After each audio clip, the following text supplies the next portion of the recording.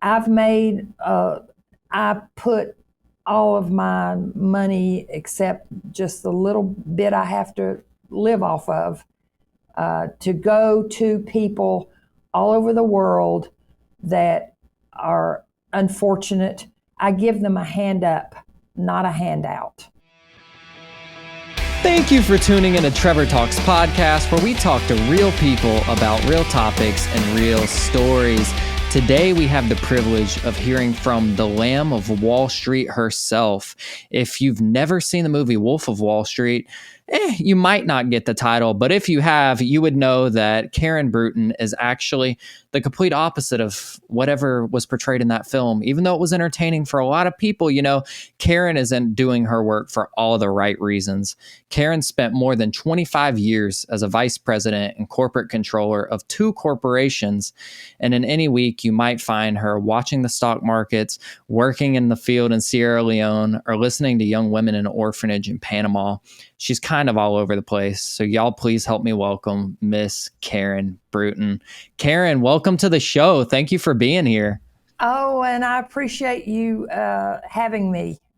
Yeah, of course. It's like I see the pictures behind you and I'm like, you live a very interesting life. And I think what you are doing is phenomenal and I'm excited to have you. Well, I quit my job and I was a vice president of a company here, and I quit my job in January 2007, and I haven't looked back since. You see, that's phenomenal. And you didn't learn like the stock market for say until you were 50, correct? Correct. Wow. You see, all of us youngsters are like, I could never learn that. And you go to Edward Jones or somewhere and you try to figure out how to do stuff, but there's really no excuse. You learned it at 50.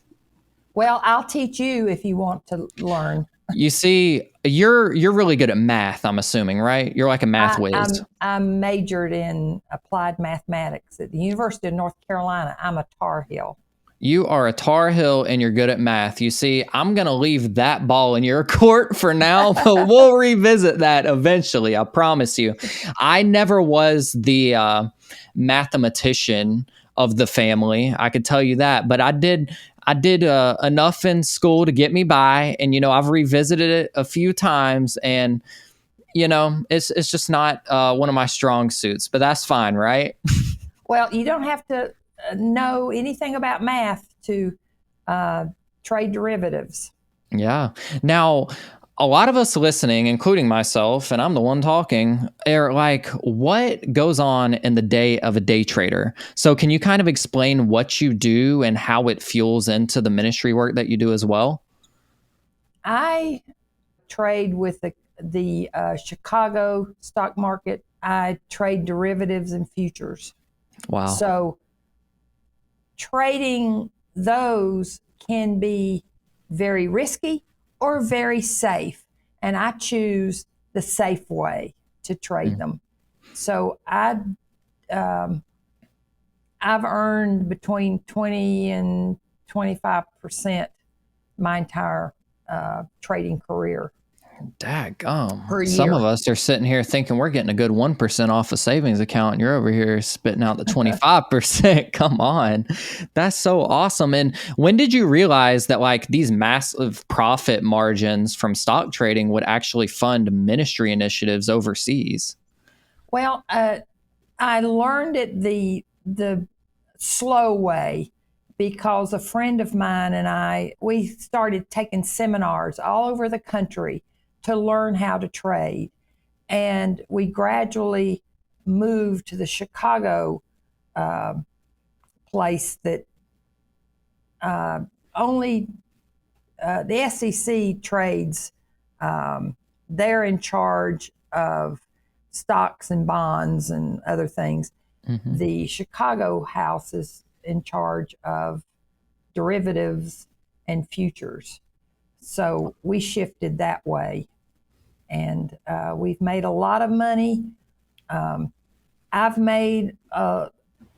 put all of my money except just the little bit I have to live off of to go to people all over the world that are unfortunate, I give them a hand up, not a handout. You say a hand up Yeah. instead of a handout. Explain that.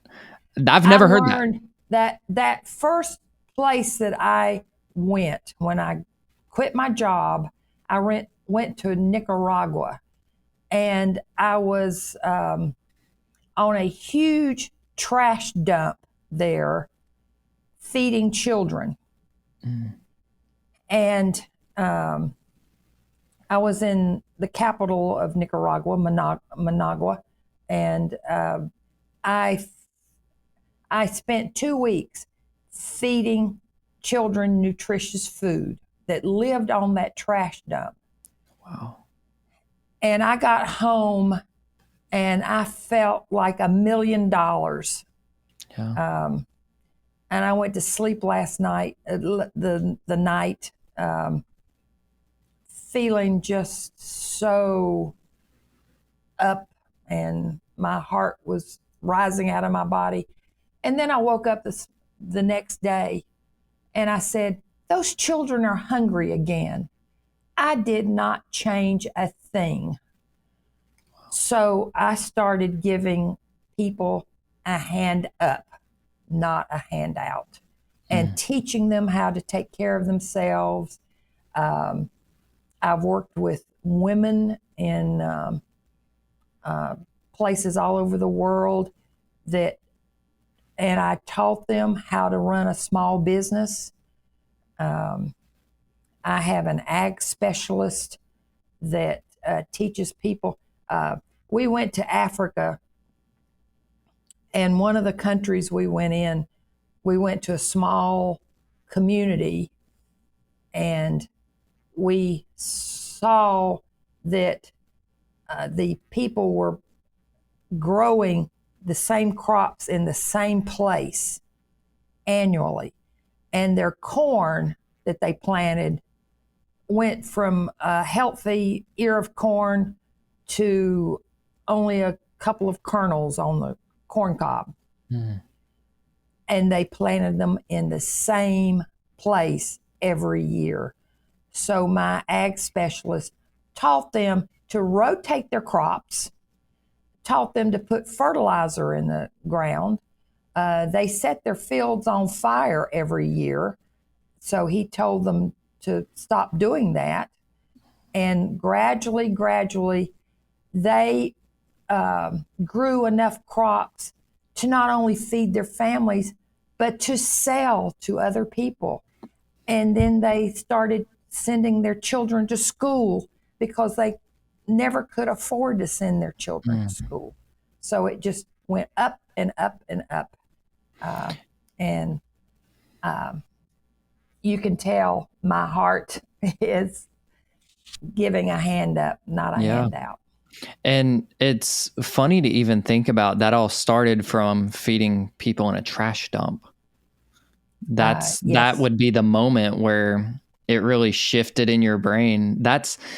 It's amazing to hear like churches and youth groups. They're like, we're going to Romania and we're going here and we're going to make an impact. But for you, what I see being the most beneficial takeaway of the work that you're doing is there's follow-up. With a lot of these trips, people don't realize like, yeah, you're going to go make some people smile and tell them about Jesus. And that's amazing. But where's the follow-up? And that's where Karen Bruton and your organization comes into the picture. And I think it's phenomenal that you were able to take that and learn from it and continue to do it throughout your life. But you were also able to sit down and be like, somebody might be encouraged by this and I want to map it all out into a book. So that's where The Lamb of Wall Street came from. So tell me a little bit about The Lamb of Wall Street and what all of this started for you. I didn't come up with this idea about the book. I got a call one day. I was living on the island of Cyprus, doing ministry work on the island of Cyprus. And I lived there for about 2.5 years.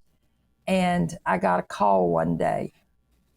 And the man on the phone said, you don't know me, but I've heard a lot of stories about you and what you're doing. I think a book needs to be written about you. And I said, that was January 2019. And I said, I'm coming home at the end of February to sell my home, and I can meet with you then. And that started the book. What a phone call to get. Hey, your story is so good and it's going to encourage so many people. I think you should write a book, because usually for authors, it's like, hey, will you publish my book? Do you think this is good? Do you think this is a good idea? It didn't look like that at all for you. You were like, okay, like whatever you think. I got the book right here. Ooh, and look at that cover. I was the fourth in line on that cover. I took that picture. I was in Malawi. Wow. And those women had to make 4 and 5 trips. They had to walk a mile to the river. It was a filthy river, to get water, because they had no water where they lived. And wow. I went with them that day, and I got back to the village, and I called all the people in the village out, and I said, this is enough of drinking this dirty water and these women walking over a mile every day, 4 and 5 times a day. I said, I'm going to hire a professional well driller, and he's going to come drill a well in your village. I got him immediately. Mm-hmm. And he came in about 2 days and drilled a water well that went down like 300 feet. And the water came out as pure and clear as they've ever tasted. And I just donated that to the village. Yeah. And they all came out of their mud huts, and went down on their knees and praised God and thanked God for the well that they were going to get. Wow. And in the US and a lot of these countries, people don't realize that having running water or even a bottle of water laying around the house is something that people would die to give their families in parts of the world. Why were you overseas anyway? Where did all of this opportunity open up for you? I made a trip to Russia, and I was still working, but the trip to Russia, it was through my church, mm-hmm. and we had to take an old restaurant and turn it in to a church, because the Christians that lived around that area wanted to build a church. So I did all that, and I had very bad experiences in Russia. I had cops come up to me one day and took my passport away from me, and I didn't know what was going to happen. They just took it away from me and drove off. Because of your faith or the work you were doing? Faith and the work I was doing. So I got my passport back eventually, but that just taught me to work with people that they needed a hand up. Well, I didn't learn that until I went to Nicaragua. I went to Nicaragua after I quit my job. And that's where I learned to give a hand up, not a handout. Wow. Handouts are needed by people that experience tsunamis or other things, but most people don't need a handout because that makes them dependent on you. And I learned that from the trip to Nicaragua. That's awesome. So you go in, you provide the resource to where they eventually won't need you anymore. Yes. You're teaching them a skill. You have your professional agricultural genius go in there and help them figure out the crops. You're building sustainability and you're changing lives. There's only one person that I could think of that has experiences like you have, and that's Ginger Stocky from Joyce Meyer's Ministries. Amazing woman of God. But the work that you are doing, it's not just introducing the gospel. You're providing sustainability to communities that may never see it again. And hopefully this is causing a ripple effect or a tsunami effect of just compassion throughout the countries that you're visiting and providing resources for.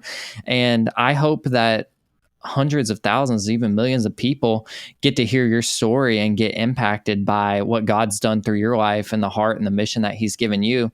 In fact, your work in the stock market has been so successful that the SEC actually looked into it to see if there was any malpractice, correct? That's correct. And I wasn't, I was audited by the Chicago board, and I was strictly selling derivatives and futures with the Chicago board. The SEC came after me, and they didn't even know what a call and a put were, but they did very, very much harm to me.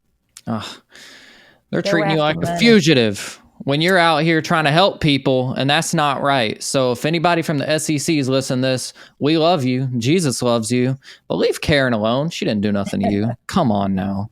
But this has been such a refreshing conversation, and I'm so thankful that the Lord's given you the mission that he has. And everybody that's listening to this, go pick up The Lamb of Wall Street, go read more into it. And I hope that you're encouraged by reading this story and hearing this story now to just go make a ripple effect, even if it's in your own community. There are people struggling all around the world, not just in the United States, not just in Africa, not just in Nicaragua.